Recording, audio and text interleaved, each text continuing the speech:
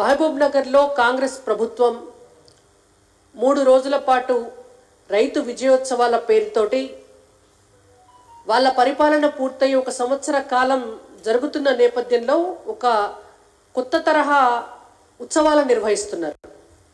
అంటే ఏం చేయకుండానే సంబరాలు చేసుకోవడం అన్నమాట. విజయోత్సవాల పేరుతోటి రేవంత్ రెడ్డి గారి ప్రభుత్వం చేస్తున్నటువంటి ఉత్సవాలను వాళ్ళు రైతులను మోసం చేసినటువంటి మోసాల ఉత్సవాలుగా చేసుకోవాలి. ఒక 2 సంవత్సరాల క్రితం వరంగల్లో రైతు డిక్లరేషన్ పేరుతోటి ఆనాడు ప్రతిపక్షంలో ఉన్నటువంటి కాంగ్రెస్ పార్టీ పిసిసి అధ్యక్షుడి స్థానంలో ఉన్నటువంటి రేవంత్ రెడ్డి గారి అధ్యక్షతన రాహుల్ గాంధీ గారు ముఖ్య అతిథిగా రైతు సంఘర్షణ సభ పేరుతోటి ఒక సభ పెట్టి తెలంగాణ రాష్ట్రంలో ఉన్నటువంటి రైతులందరినీ కూడా నయవంచన చేసి మోసం చేసి రైతు డిక్లరేషన్ పేరుతోటి ఒక 9 హామీలనిచ్చి రైతుల తోటి ఓట్లేయించుకొని అధికారంలోకి వచ్చి సంవత్సర కాలంగా ఒక్క హామీ కూడా నెరవేర్చకుండా ఇవాళ 3 రోజుల పాటు ఉత్సవాలు నిర్వహిస్తున్నారు. మరి ఈ విజయోత్సవాలు ఎవరి కోసం? ఎందుకంటే తెలంగాణలో ఒక సామెత చెప్తుండరు, ఎద్దేడ్చిన యవశం రైతేడ్చిన రాజ్యం బాగుపడదు అని. ఇవాళ తెలంగాణలో వ్యవసాయం చేస్తున్నటువంటి రైతులు 6 గాలం తిప్పలబడి దుక్కి దున్ని ఇత్తనాలేసి పంట పండించి ఆ పంటను అమ్ముకొని కూడా సరైనటువంటి మద్దతు ధరలు రాక, బోనస్ అందక, కొనుగోలు కేంద్రాలు లేక, వీళ్ళు ఇచ్చినటువంటి హామీలేవి నెరవేరక ఇవాళ అయ్యో రామచంద్ర అని చెప్పి గోసపడుతుంటే కాంగ్రెస్ పార్టీలో ఉన్నటువంటి కాంగ్రెస్ పార్టీ నాయకులు, ప్రభుత్వంలో ఉన్నటువంటి వివిధ హోదాలలో ఉన్నటువంటి నాయకులంతా కలిసి విజయోత్సవాలు మాత్రం చేసుకుంటున్నారు. మేము ఒకటే డిమాండ్ చేస్తున్నాం రేవంత్ రెడ్డి గారి ప్రభుత్వాన్ని, మీకు కొంచెమన్నా సిగ్గు ఉంటే, కొంచెమన్నా 2 సంవత్సరాల క్రితం ఏ రాహుల్ గాంధీ గారిని అయితే తీసుకొచ్చి వరంగల్లో రైతు డిక్లరేషన్ చేయించినారో ఇవాళ మళ్ళా అదే రాహుల్ గాంధీ గారిని తీసుకొచ్చి వారితోటి తెలంగాణ రాష్ట్ర రైతులందరికీ కూడా క్షమాపణ చెప్పించి మీరు విజయోత్సవాలు చేసుకోవాలి. ఆనాడు మీరు చేసినటువంటి రైతు డిక్లరేషన్ ఏదైతే ఉందో ఇగో ఇది, దీని మీద ఫోటోలు కూడా ఉంటాయి చాలా స్పష్టంగా. సోనియా గాంధీ గారు, ప్రియాంక గాంధీ గారు, రాహుల్ గాంధీ గారు, రేవంత్ రెడ్డి గారు, ఇంకా వాళ్ళ కాంగ్రెస్ పార్టీకి సంబంధించినటువంటి ముఖ్య నాయకులు, వీళ్ళందరి ఫోటోలతో రైతు డిక్లరేషన్ అని చెప్పి ఒక 9 హామీలు ఇచ్చినారు.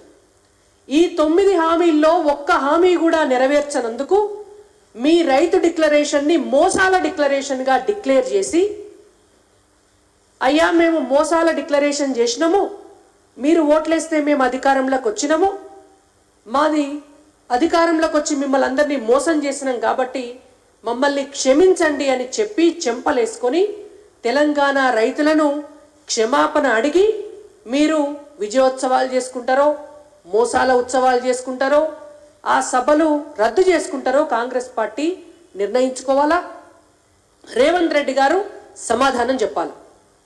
ఇందులో చాలా ముఖ్యమైనటువంటి అంశాల్లో చాలా పెద్ద ఎత్తున చేసినటువంటి మోసం, సోనియమ్మ సాక్షిగా రాబోయేటటువంటి సోనియమ్మ రాజ్యంలో ఇందిరమ్మ రైతు భరోసా అని చెప్పి అనౌన్స్ చేసి ఆనాడు తెలంగాణలో ఉన్నటువంటి రైతులందరికీ కూడా ఎకరానికి 15,000 రూపాయల రైతు భరోసా ఇస్తామని చెప్పి నిన్నగాక మొన్న పంట పండించుకుంటే వానాకాలం పంటకు ఒక్క రైతుకు కూడా రైతు భరోసా ఇవ్వకుండా ఎగ్గొట్టినటువంటి కాంగ్రెస్ ప్రభుత్వానికి ఇవాళ రైతు విజయోత్సవాలు చేసుకోవడానికి సిగ్గుండాల.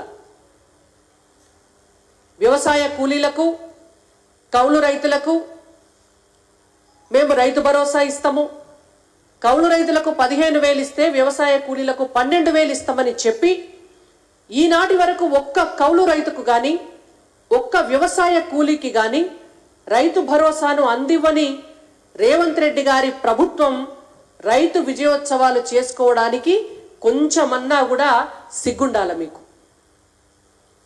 ఉపాధి హామీ పథకంలో భాగంగా పనిచేస్తున్నటువంటి కూలీలందరినీ కూడా వ్యవసాయానికి అనుబంధంగా చేస్తామని చెప్పి ఏడాది గడుస్తున్నా కనీసం వాళ్ళ లిస్టు కూడా దగ్గర పెట్టుకొని వాళ్ళకి ఏం చేయాలో ఆలోచించకుండా ఇవాళ మీరు రైతు విజయోత్సవాలు ఎవరి కోసం చేస్తున్నారు, ఎందుకోసం మీరు ఎలగబెట్టినని చేస్తున్నారు అనేటువంటిది మీ 3 రోజుల విజయోత్సవాల్లో రేవంత్ రెడ్డి గారి ప్రభుత్వం సమాధానం చెప్పాలి.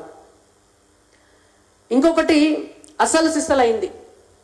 అధికారంలోకి రావంగానే 2 లక్షల రైతు రుణమాఫీ ఏకకాలంలో సంపూర్ణం చేస్తాం, ఇందిరమ్మ సాక్షిగా సోనియమ్మ సాక్షిగా ఆనాడు రైతు డిక్లరేషన్లో కాళోజీ గారి పేరెత్తి, పివి నరసింహారావు గారి పేరెత్తి, సమ్మక్క సారలమ్మల పేరెత్తి, కాకతీయ చరిత్ర పేరెత్తి ఇన్ని మాటలు చెప్పినటువంటి రేవంత్ రెడ్డి గారు ఇవాళ మీ సొంతూళ్ళే కూడా ఉన్నటువంటి రైతులందరికీ రైతు రుణమాఫీ చేయలేనటువంటి పరిస్థితి.